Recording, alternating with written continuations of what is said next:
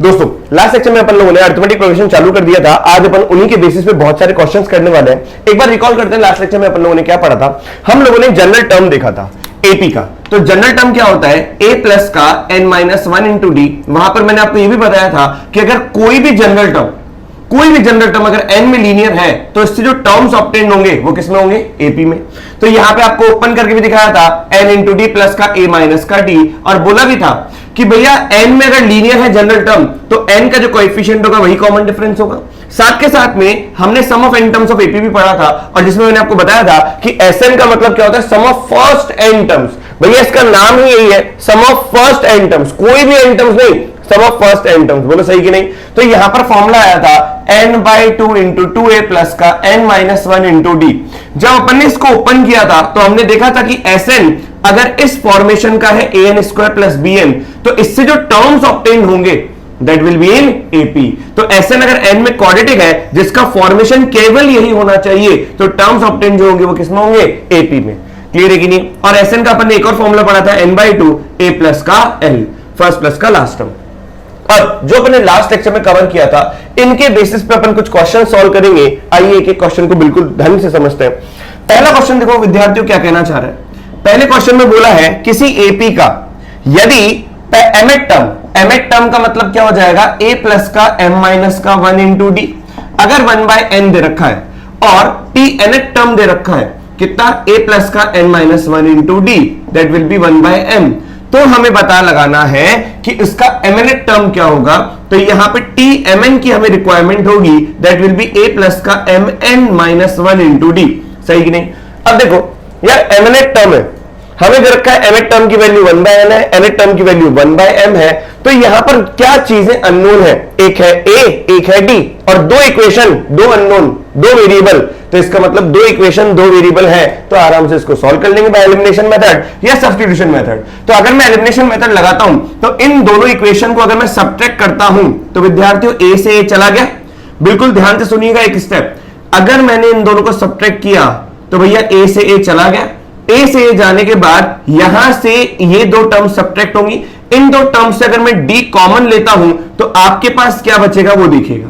तो d common लेते ही यहां पर दिस माइनस दिस होना है, दिस माइनस दिस का मतलब -1 को सब्ट्रैक्ट करूंगा -1 से, तो वो भी चला गया। तो क्या बचेगा, m माइनस का n। बोलो हाँ या ना। तो अगर आप चीजों को सब्ट्रैक्ट कर रहे हो, टर्म्स को सब्ट्रैक्ट कर रहे हो, तो भैया सीधा a से a चला जाएगा, m माइनस का n आएगा। ये चीज अगर आप ध्यान रखोगे या डायरेक्ट सोच पा रहे हो तो आपको ये स्टेप दूसरे क्वेश्चंस में भी हेल्प करता है कि अगर हमें कभी m माइनस n चाहिए और हमारे पास दो टर्म्स हैं तो सीधा भैया सब्ट्रैक्ट कर दो और यहां से m माइनस n आपको मिल जाएगा। और यहां पर अगर देखोगे तो 1/n माइनस का 1/m। बोलो सही कि नहीं। एलसीएम लेते ही आपको समझ में आएगा m minus n upon mn बन चुका है, और यहां पर आएगा m minus n into D. ये भाई सब इससे चले गए, तो जो d आया that will be equal to 1/mn। अब d की वैल्यू आने के बाद किसी भी एक इक्वेशन लेते हैं, तो ये tm इक्वेशन को मैं ले रहा हूं। तो tmth क्या है, a प्लस का m minus 1 into d, that will be equal to 1/n। यहां पे d की वैल्यू सब्स्टिट्यूट करूंगा तो a की वैल्यू आएगी। जैसे a की वैल्यू पता, d की वैल्यू पता, तो जो भी हमसे पूछेगा mnth टर्म तो आराम से निकाल लेंगे, दैट विल बी tm। अब tm हमें दे रखा है a प्लस का m माइनस 1 इंटू डी, और d की वैल्यू मैं यहां पे प्लग इन कर रहा हूं, तो a प्लस का m माइनस 1 इंटू डी, और d की जगह 1/mn रखा इक्वल टू 1/n। बिल्कुल ध्यान से देखिए, आपकी खुशी का ठिकाना नहीं रहेगा। अगर मैं 1/mn को अंदर मल्टीप्लाई करूंगा तो m अपॉन mn हो गया 1/n, माइनस का 1/mn हो गया 1/mn इक्वल टू कितना, 1/n। ये भाई सब इससे जा चुके। तो a की वैल्यू भी क्या है, 1/mn। a पता, d पता, सब कुछ पता, क्या चाहिए, tmn चाहिए। तो mn टर्म क्या होता है, a प्लस का mn माइनस 1 इंटू डी। बोलो सही है कि नहीं। अगर मैं इसको ओपन करूंगा तो हो जाएगा a माइनस का d प्लस का mn इंटू डी। क्या a और d की दोनों की वैल्यू सेम है, तो दोनों की वैल्यू सेम है तो ये कैंसिल आउट हो जाएगा, mn इंटू डी। तो d की वैल्यू हमें पता है कितना, 1/mn। तो mn बाय mn बन के आंसर आपका कितना, 1। तो tmn टर्म जो निकला उसकी वैल्यू क्या है, 1। क्या विद्यार्थी बात समझ में। अगर आपको दो इक्वेशन दे रखी है, तो इनसे आपको गेट करना है a और d। दो टर्म्स गिवन है, इसका मतलब a भी चाहिए d भी चाहिए। दोनों को सॉल्व करने का तरीका एलिमिनेशन मेथड, जो कि आप 10th क्लास में सीख चुके हो। और a और d पता तो कोई सी भी टर्म पता। आइए इसी तरीके से क्वेश्चन नंबर 2 को देखते हैं। क्वेश्चन नंबर 2 को विद्यार्थियों बिल्कुल ध्यान से देखिएगा। यहां पर अपन क्वेश्चन नंबर 2 को सॉल्व करेंगे। देखो हर एक चीज आपको समझ में आ जाएगी अगर आप बार बार रिवाइज ढंग से करोगे तो। क्वेश्चन नंबर 2 में लेकिन क्वेश्चन को रीड आपको एक नहीं 2 बार करना है।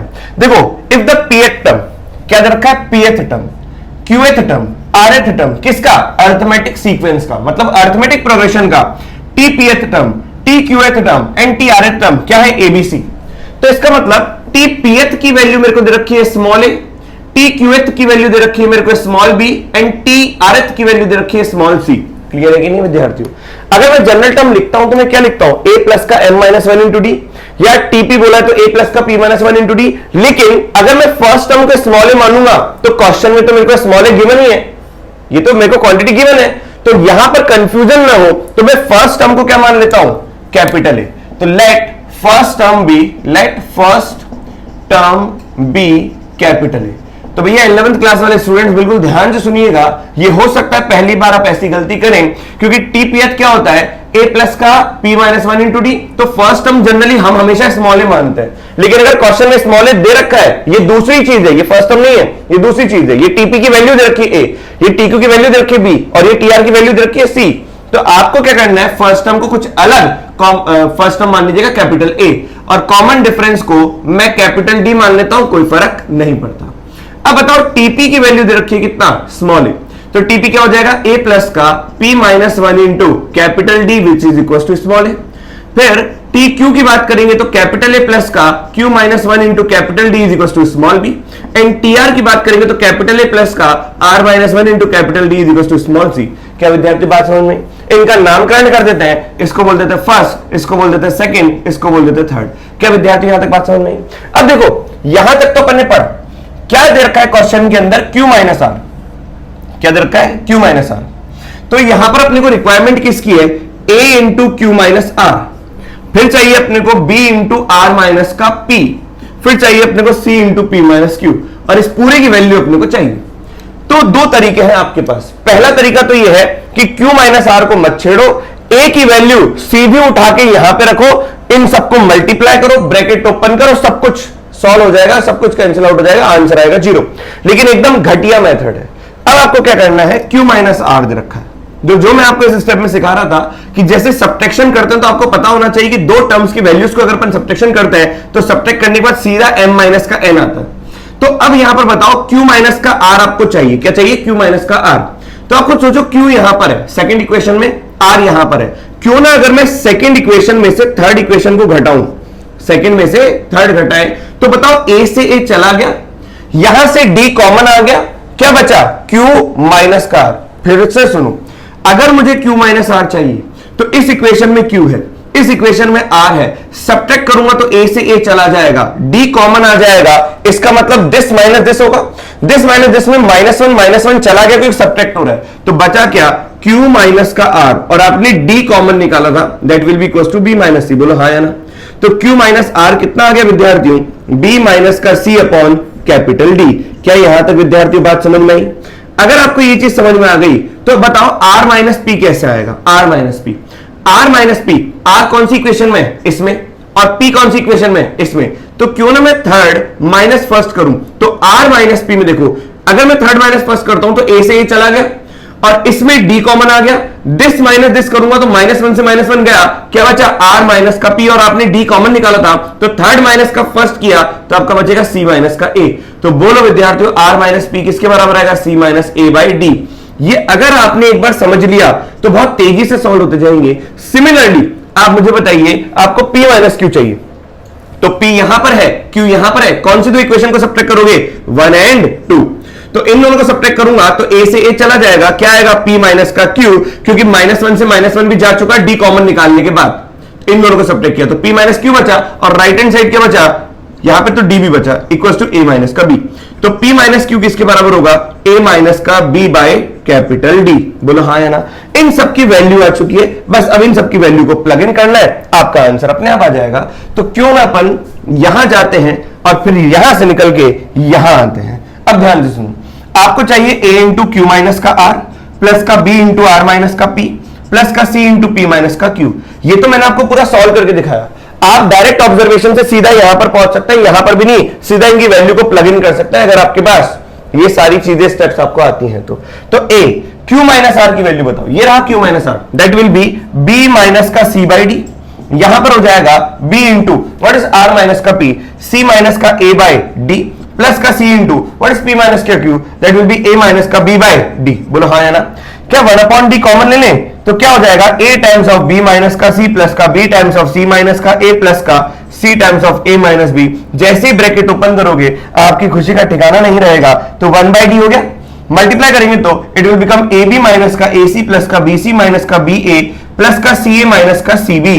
तो भैया माइनस का cb प्लस का cb माइनस का ab प्लस का ab minus ac plus ac, answer will be 0। क्या विद्यार्थियों बात समझ में आई? Is the point clear to everybody? आइए इसी प्रकार से तीसरे क्वेश्चन की तरफ जाए, तो पहले इसको रब कर देते हैं। देखो क्वेश्चन नंबर 3 क्या कहना चाह रहा है, आप लोग वीडियो को पॉज करके ये सारे क्वेश्चन अगर आप लोगों ने समझ लिए तो खुद के हाथ से जरूर ट्राई करें। सिर्फ सुनने से बात नहीं बनेगी विद्यार्थियों, पहले भी बोल चुके हैं हम आपको बिल्कुल हर एक क्वेश्चन को ढंग से खुद से सॉल्व करना है। इतनी गारंटी दे रहा हूं, अगर इस बोर्ड पे जितने भी क्वेश्चन मैं लिख रहा हूं वो सारे के सारे आपने खुद से सॉल्व कर लिए 2 बार, खुद से 2 बार, आराम से सिलेक्शन आपके साथ घूमेगा। लेकिन अच्छे तरीके से आपको सॉल्व करना है, बिना देखे कोई भी स्टेप आपको देखना नहीं है। अगर ऐसी स्थिति आ गई कि बिना देखे आप इन क्वेश्चंस को सॉल्व कर रहे हो, बिना देखे बिना रटे, तो बात आराम से बन जाएगी। आइए क्वेश्चन नंबर 3 को देखते हैं। देखो क्वेश्चन नंबर 3 में this term this term this term are in AP, मतलब बोल क्या रखा है 3 नंबर एपी में है। तो एपी के अगर 3 नंबर होते हैं तो गुण रहस्य वाली बात क्या होती है कि भैया इनका कॉमन डिफरेंस, इसका मतलब b माइनस का a इक्वल टू कितना c माइनस का b, इसका मतलब 2b इक्वल टू कितना a प्लस का c।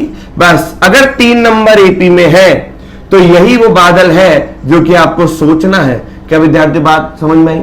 If 3 numbers are in AP तो आपको ध्यान रखना है कि बीच वाले का डबल आजू बाजू वाले के सम के बराबर है।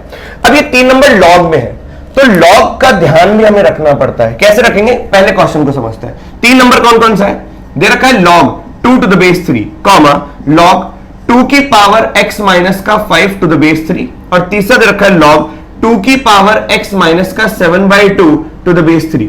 ये 3 नंबर किसमें, एपी में। तो बीच वाले का क्या हो जाएगा, डबल, तो बीच वाले का अपन ने डबल कर दिया, आजू बाजू वाले के सम के बराबर कर दिया, तो ये आजू बाजू वाले का सम लिखा, बात बन जाएगी। क्लियर है कि नहीं?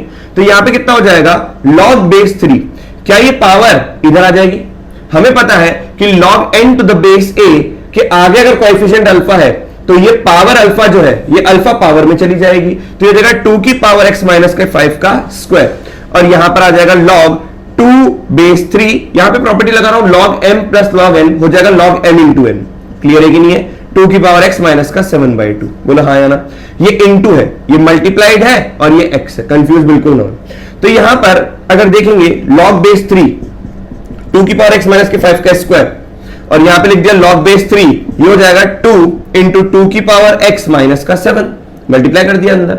अब log में a लिखा हुआ है इक्वल टू log में b लिखा हुआ है, तो हम कह सकते हैं a बराबर b, तो 2 की पावर x माइनस 5 का स्क्वायर इक्वल टू 2 इंटू 2 की पावर x माइनस का 7।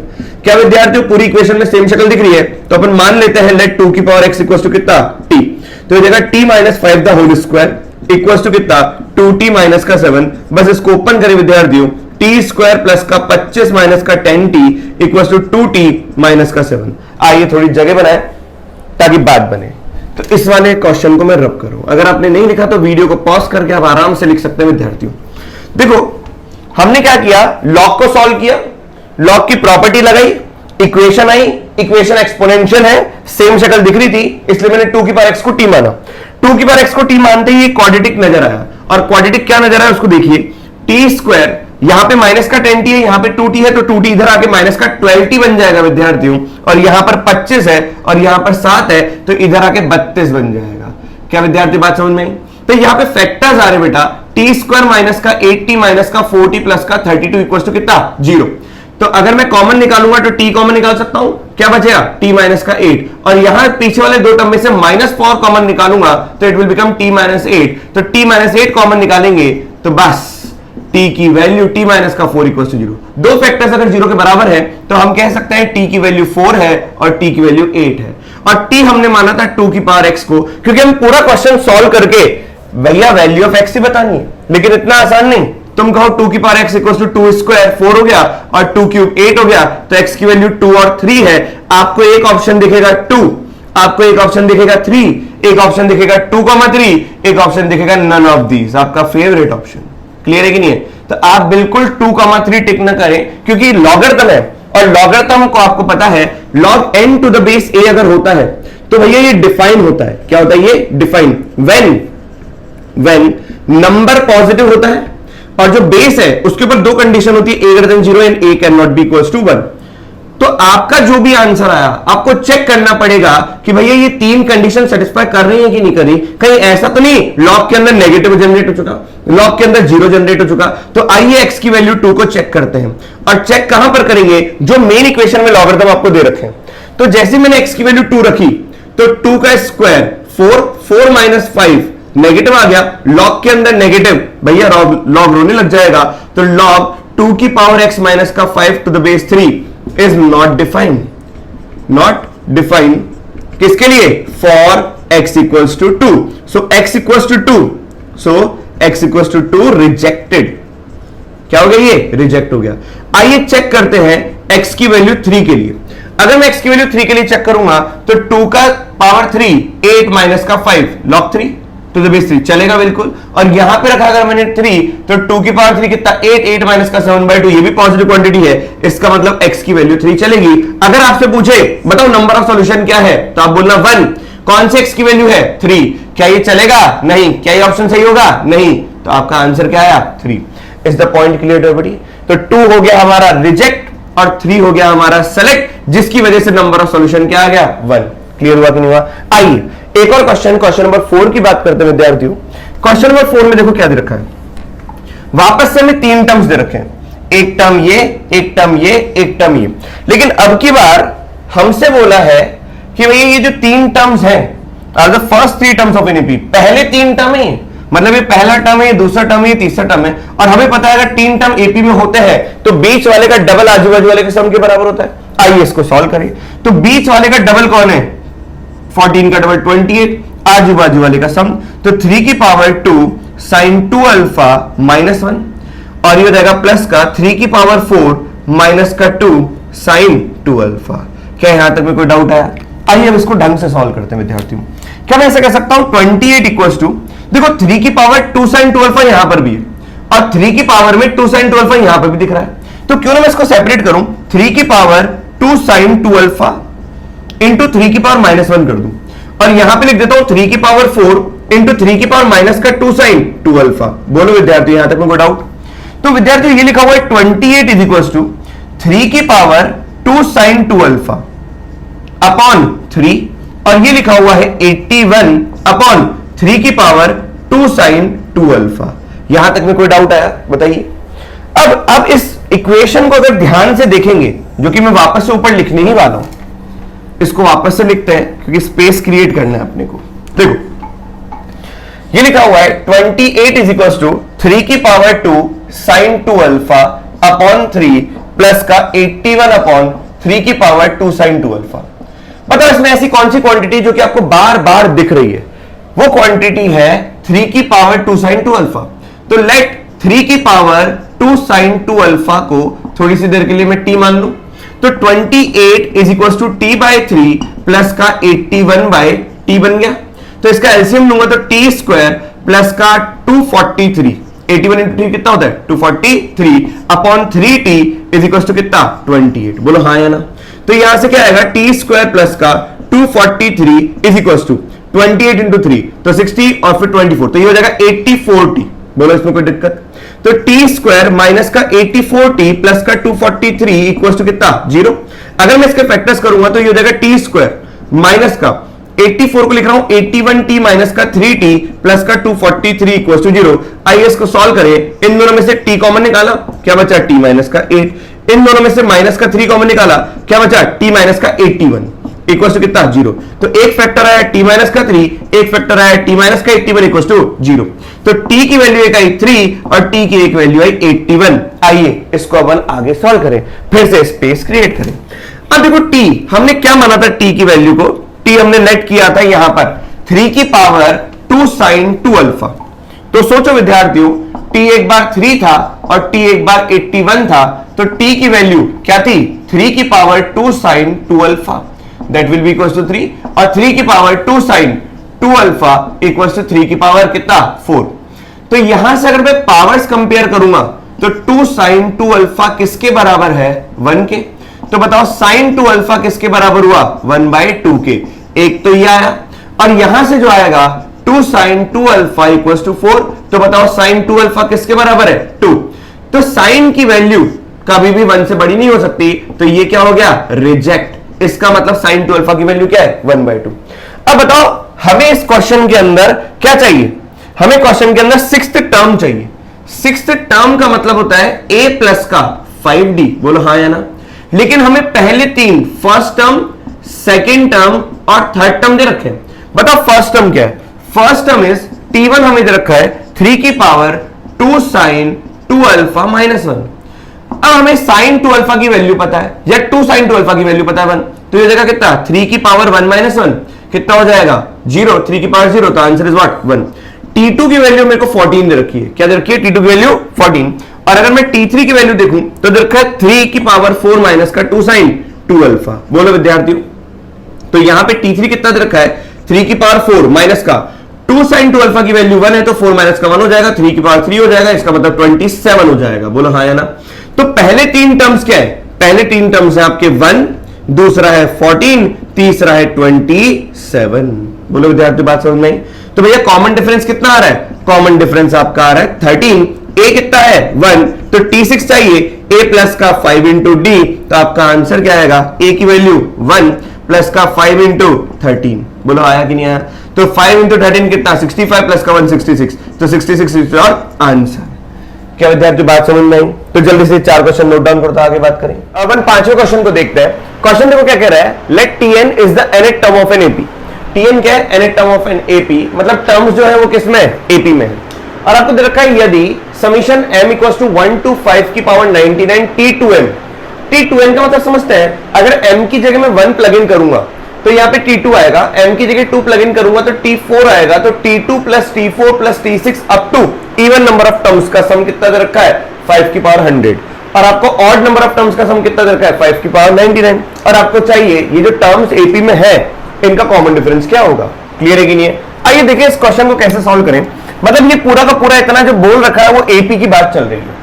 तो अगर summation m equals to 1 to 5 की पावर 99 तक है तो टोटल नंबर ऑफ टर्म्स कितना है? 5 की पावर 99, और t 2m है, तो यहां पर m की जगह 1 प्लग इन करूंगा तो t2, फिर 2 प्लग इन करूंगा तो t4, फिर t6, करते करते करते करते लास्ट टर्म क्या होगा?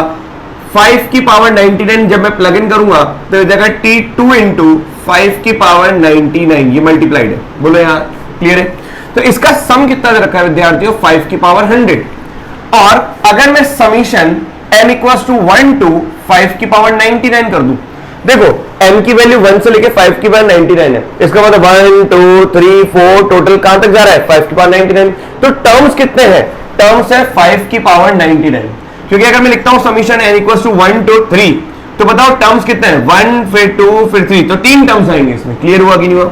तो यहां पर ऑड वालों की बात चल रही है। कैसे पता पड़ा ऑड वाले? क्योंकि m अगर 1 रख रहे हो तो यहां पे 2m माइनस 1 t को मिल रहा है। क्लियर है कि नहीं है? तो यहां पर जाएगा कितना? t1 plus t3 plus t5, m की जगह 3 रखोगे तो t5 आएगा। करते करते करते लास्ट m की वैल्यू क्या रखेंगे? 5 की पावर 99, तो क्या मिलेगा? 2 इंटू 5 की पावर 99 माइनस 1। तो बताओ इससे पहले वाली टर्म ये है, इसके पहले वाली टर्म ये है, इसके पहले वाली टर्म ये है, इसके जस्ट पहले वाली टर्म्स ये है। क्लियर हुआ कि नहीं हुआ? ये भी 5 की पावर 99 टर्म्स है, ये भी 5 की पावर 99 टर्म्स है, और यहां पे रखा है 5 की पावर 99। अब हमें पता है कि t2 minus t1 is what? d। AP में t2 माइनस t1 क्या होता है? d होता है। t3 माइनस का t2 भी क्या होता है? d होता है। तो क्यों ना अगर मैं इसमें से इसके करस्पॉन्डिंग टर्म्स को घटाऊंगा तो ये भी 5 की पावर 99 टर्म्स, ये भी 5 की पावर 99 टर्म्स, अगर मैं सब्ट्रैक्ट करता हूं तो यहाँ पे t2 माइनस का t1 कितना आएगा? d। सब्ट्रैक्ट कर रहे हैं भैया हर जगह। क्लियर हुआ कि नहीं हुआ? तो यहाँ पे भी सब्ट्रैक्शन आएगा। t2 माइनस t1 1d, फिर T4 माइनस का T3 दूसरा D, फिर T5 माइनस का T6 तीसरा D। तो इनका डिफरेंस एक D आ रहा है, फिर इनका डिफरेंस एक और D आ रहा है। तो ये टर्म्स कितने हैं 5 की पावर 99। 5 की पावर 99 टर्म्स, इनके साथ डिफरेंस लूंगा तो भैया हर टर्म में, हर करस्पॉन्डिंग टर्म में D आ रहा है। तो टोटल कितनी बार D आ रहा है 5 की पावर 99 टर्म्स है, तो इतनी बार D आएगा। और यहां पर क्या हो जाएगा 5 की पावर 100 माइनस का 5 की पावर 99। बोलो विद्यार्थियों ये D कितनी बार ऐड हो रहा है 5 की पावर 99 टाइम्स। तो इसको मल्टीप्लाई कर देते हैं 5 की पावर 99 से, और यहां पर 5 की पावर 99 में कॉमन निकालूंगा तो हो जाएगा 5 माइनस का 1। ये भाई सब चल बसे, तो D की वैल्यू कितनी आई 4। बोलो विद्यार्थियों is the question clear to everybody. आइए अपन बात करते हैं क्वेश्चन नंबर 6 की। ये था क्वेश्चन नंबर 5। क्वेश्चन नंबर 6 देखो और प्यारा, बोल रखा है prove that √2, √5, √3 and √5 can not be terms of single AP. Consecutive भी नहीं तो दूर दूर के भी नहीं। मतलब मैं ये नहीं बोल रहा कि √2, √3, √5 कंसेक्यूटिव टर्म्स, वो तो होगा ही नहीं, लेकिन कोई ऐसी एपी है ही नहीं जिसमें √2, √3, √5 किसी एपी के टर्म्स आ जाए। ये हमें साबित करना है, ये हमें प्रूव करना है। आइए कैसे प्रूव करेंगे इसको देखो। मान लो कोई एपी चल रही है, अब कंसेक्यूटिव तो वैसे ही नहीं होगा क्योंकि कॉमन डिफरेंस तो हो नहीं सकता। अगर मान लो ये तीनों टर्म्स कंसेक्यूटिव है तो √3 माइनस √2 की जो वैल्यू आएगी वो √5 माइनस √3 की नहीं आएगी। तो कंसेक्यूटिव बात नहीं चल रही भैया, ये टर्म्स है ही नहीं एपी के, हो ही नहीं सकते, यूं बोला है, ये साबित करनी है अपने को। तो मान लो कोई सीक्वेंस है, तो मैं बोल रहा हूं √2 जो आ रहा है वो pth टर्म होगा उस सीक्वेंस का। लेट्स सपोज कॉन्ट्रडिक्शन से प्रूव करूंगा मैं मान के चल रहा हूं कि जो pth टर्म है वो √2 है। अब उसी एपी का pth टर्म √2 मान लेता हूं, तो उस एपी का मान लो qth टर्म जो होगा वो √3 होगा, और मान लिया उसका rth टर्म जो होगा वो √5 होगा। कंसेक्यूटिव जरूरी नहीं है, कंसेक्यूटिव ना हो तो भी बात कर रहे हैं कि मान लो जरूरी कंसेक्यूटिव हो, pth टर्म हो गया, जैसे मान लो फर्स्ट टर्म हो गया, फिर भैया 100वां टर्म हो गया, फिर हो गया 1000वां टर्म। क्लियर हुआ कि नहीं हुआ? तो फर्स्ट टर्म हो गया, 100 टर्म हो गया, 1000 टर्म हो गया। ये ऐसा भी हो सकता है, लेकिन हमें ये साबित करना है कि है ही नहीं, हो ही नहीं सकते किसी सिंगल एपी के टर्म्स। सिंगल एपी में ये तीन टर्म्स हो ही नहीं सकते। कंसेक्यूटिव की बात नहीं चल रही, दूर दूर कहीं पर भी नहीं हो सकते। क्लियर है कि नहीं? ये साबित करना है, तो मैंने कॉन्ट्रडिक्शन से साबित करना है। तो मैंने मान लिया कि pth टर्म उस एपी का √2 है, और उस एपी का qth टर्म √3 है, और उस एपी का rth टर्म √5 है, और मैं बोलूंगा ऐसा हो नहीं सकता। अब बताओ उसी एपी का pth टर्म अगर ये है तो a प्लस का p माइनस का 1 इंटू डी इक्वल टू कितना होगा √2, और अगर qth टर्म ये है तो a प्लस का q माइनस का 1 इंटू डी इक्वल टू √3 होगा, और ये rth टर्म है तो हो जाएगा a प्लस का r माइनस का 1 इंटू डी इक्वल टू कितना √5। Look at the board carefully. मैं ये कह रहा हूं, जब मैंने pth टर्म लिखा, जैसे मैंने लिखता हूं t100, बताओ कौन सा टर्म है 100 टर्म। मैंने कहा tk तो कौन सा टर्म है kth टर्म। मैंने कहा t21 कौन सा टर्म है 21st टर्म।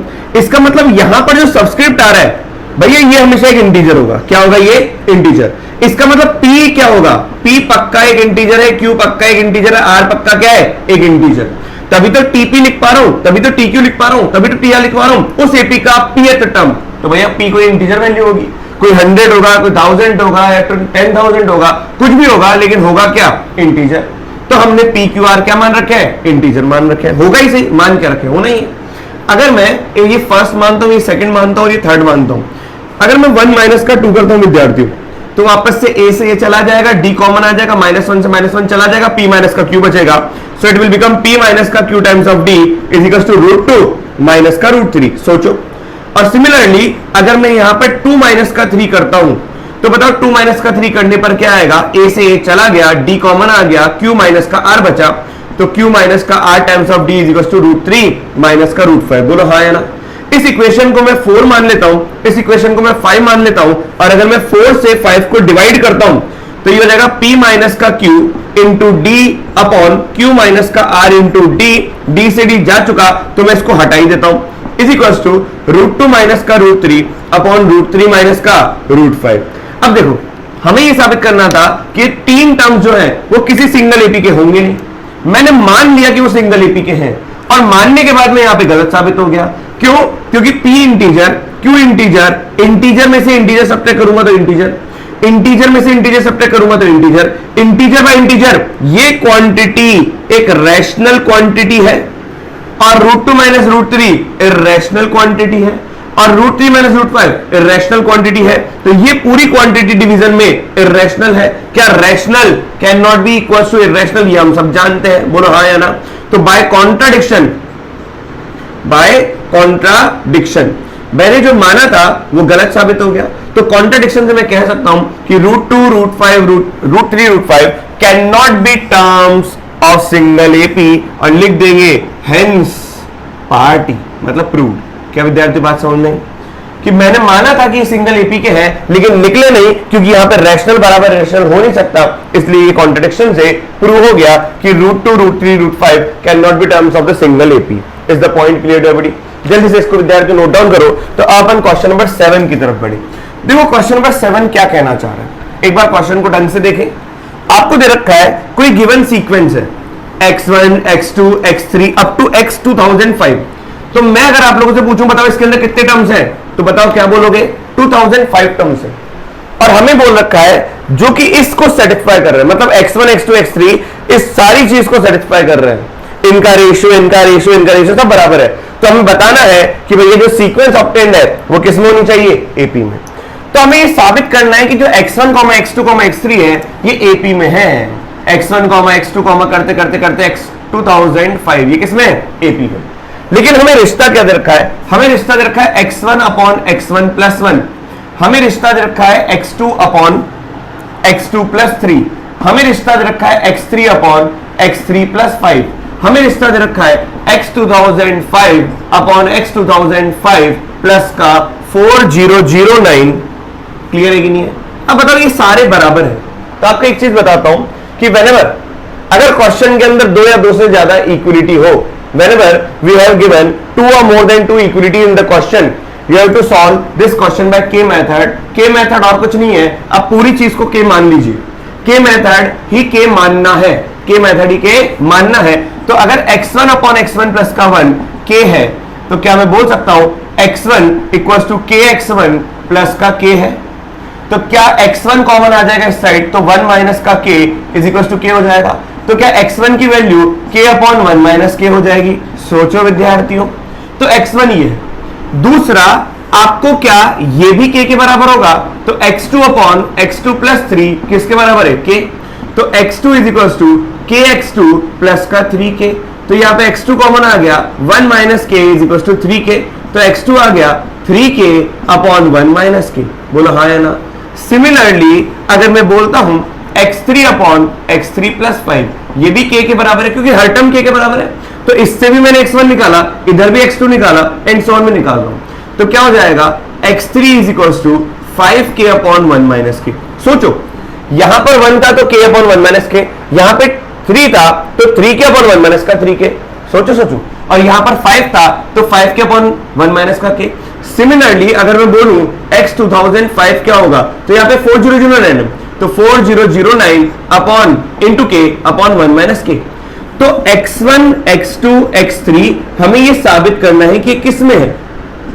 तो x1 की वैल्यू निकाली अपन ने k अपॉन 1 माइनस k, इसकी वैल्यू निकाली अपन ने 3k अपॉन 1 माइनस k, इसकी वैल्यू निकाली अपन ने 5k अपॉन 1 माइनस k, इसकी वैल्यू निकाली अपन ने 4009 k अपॉन 1 माइनस k। बोलो विद्यार्थियों, अब अगर ये एपी में है तो इनका कॉमन डिफरेंस निकालते हैं। कॉमन डिफरेंस x2 माइनस का x1 करता हूं, तो x2 माइनस का x1 करोगे तो 3 माइनस का 1 कितना? 2k upon 1 minus k। फिर मैंने किया x3 माइनस का x2, तो x3 माइनस का x2 करूंगा तो 5k माइनस का 3k कितना? 2k अपॉन 1 माइनस का k। इसका मतलब भैया कॉमन डिफरेंस सेम है, तो ये सीरीज किस में होगी? एपी में होगी। क्या विद्यार्थी बात समझ में?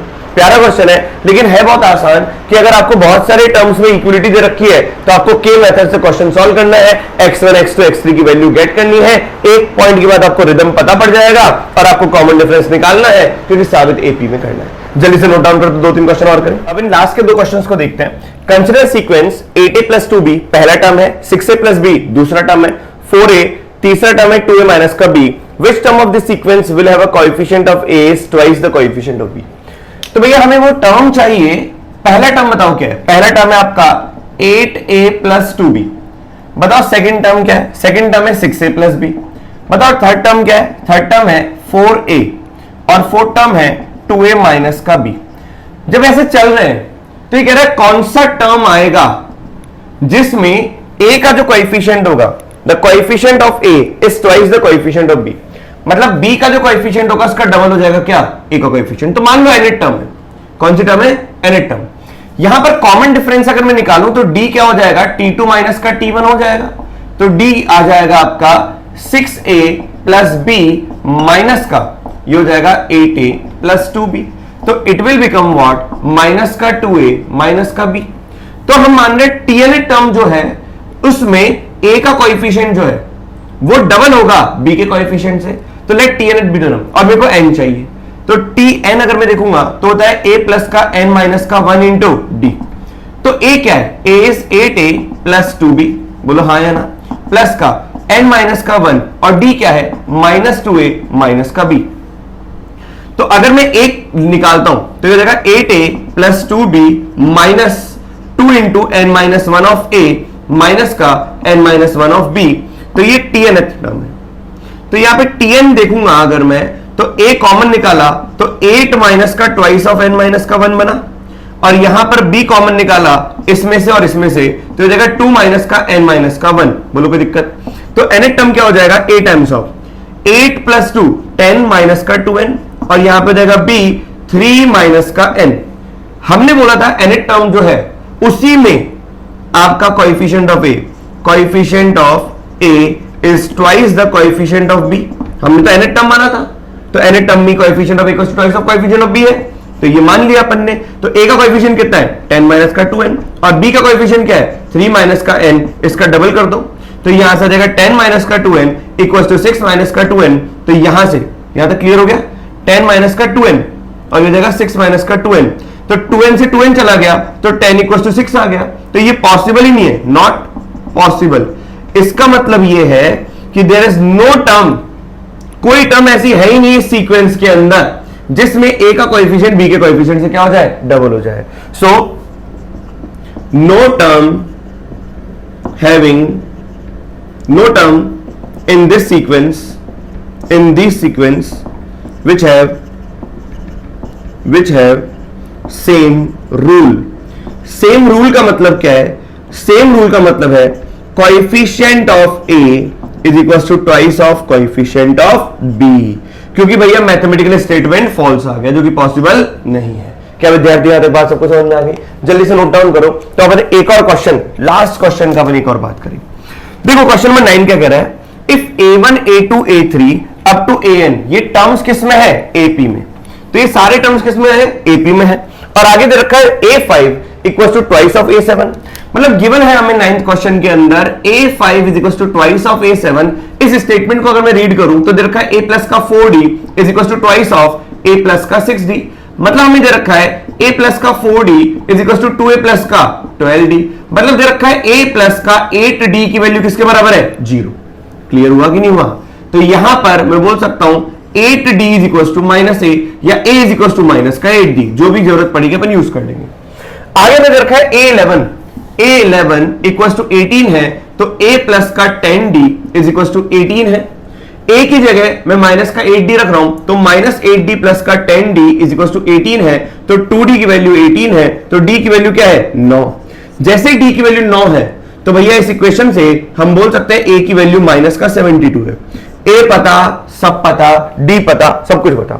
इसको देखो, अगर मैं रैशनलाइज करूंगा इसको रैशनलाइज किया तो रूट ओवर a10 माइनस का रूट ओवर a11 अपॉन नीचे a plus b into a minus b आएगा। कैसा हो जाएगा, root over a10 plus root over a11 into में रूट ओवर a10 माइनस का रूट ओवर a11, यह आएगा विद्यार्थियों।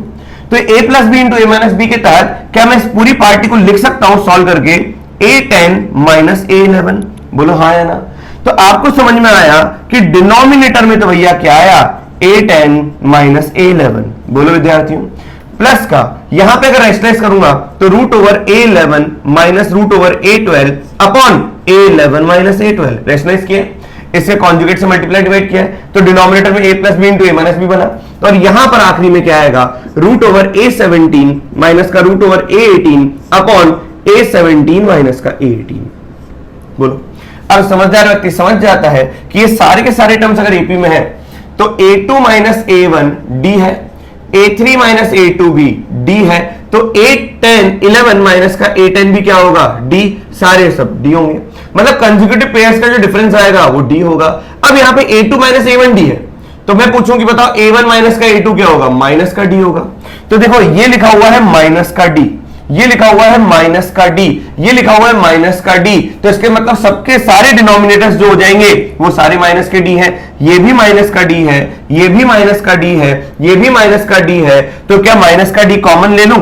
अब बताओ क्या बचा, अब बचा रूट ओवर a10 माइनस का रूट ओवर a11 प्लस का रूट ओवर a11 माइनस का रूट ओवर a12 करते करते करते करते प्लस का रूट ओवर a17 माइनस का रूट ओवर a18। बोलो विद्यार्थियों, क्या बारिश की पहली बूंद दिखी?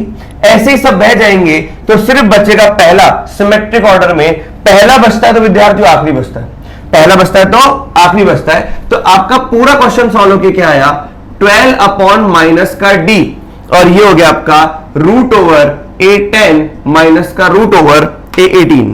क्लियर हुआ कि नहीं हुआ? अब हमें रूट ओवर a10 और रूट ओवर a18 की वैल्यू निकालनी है। 12 अपॉन माइनस का d की वैल्यू हमें ऑलरेडी गिवन है 9, इसको देख लेते हैं। अच्छा ये 9 माइनस अगर मैं अंदर भेज दूं तो क्या मैं बोल सकता हूं रूट ओवर a18 माइनस का रूट ओवर a10, ये ऐसे लिख देते हैं। तो भैया अब इसको समझिए आप ध्यान से, इसको और सिंप्लीफाई करना चाहते हो तो 4/3 लिख दीजिए, रूट ओवर a18 माइनस का रूट ओवर a10। अब अल्टीमेटली कोई ऑप्शन नहीं है, मुझे यहां पर a10 निकालना पड़ेगा, that will B a plus का 9 इंटू डी। बताइए a कितना, माइनस का 72, d 9 कितना, d कितना है आपका 9, तो हो जाएगा 9, तो ये कितना हो जाएगा माइनस 72 प्लस का 81 इक्वल्स टू 9। तो a10 की वैल्यू कितनी आई 9, तो a10 की वैल्यू 9 आई तो रूट ओवर 9 आ गई माइनस का। अब मैं निकालूंगा आपके सामने a18 कितना होता है a प्लस 17d, तो a प्लस 17d में a हो गया माइनस का 72 प्लस का 17 इंटू डी कितना 9, तो माइनस का 72 प्लस का 90 प्लस का 63, तो हो जाएगा 153। बोलो इसमें कोई डाउट? तो यहां से जो निकल के आएगा दैट विल बी 81 निकल के आएगा, तो a18 की वैल्यू 81 है, तो ये कितना हो जाएगा रूट ओवर 81। आइए इसको सॉल्व करें, मल्टीप्लाई में 4/3, तो 4/3 टाइम्स ऑफ 9 माइनस का 3, तो 4/3 टाइम्स ऑफ 6, तो आंसर आ गया आपका 8। तो इस पूरे क्वेश्चन को सॉल्व करने के बाद आंसर क्या आया 8। क्वेश्चन बहुत आसान है, यहां पे ध्यान रखना सिमेट्रिक ऑर्डर चलता है, अगर शुरुआत से पहला बचा तो सब बह जाएंगे, आखिरी से पहला टर्म बचेगा, मतलब इक्विडिस्टेंट टर्म्स यहां पे 2 बचे तो आखिरी के 2 बचेंगे। इसी तरीके से पैटर्न चलता रहता है, आपको पैटर्न को ऑब्जर्व करना है। आज जितने भी अपन ने क्वेश्चन सॉल्व किए वो हमने एपी के जनरल टर्म के बारे में सॉल्व किए, a plus n minus 1 into d. Next lecture में हम बहुत सारे क्वेश्चन सॉल्व करने वाले हैं completely based on sum of n terms of AP. बिल्कुल अच्छे तरीके से सॉल्व करते जाइए, सारे क्वेश्चंस को आपको वापस से बिना देखे जरूर सॉल्व करना है, इनको सॉल्व कर लोगे तो लाइफ सेट है। जल्दी से नोट डाउन करिए।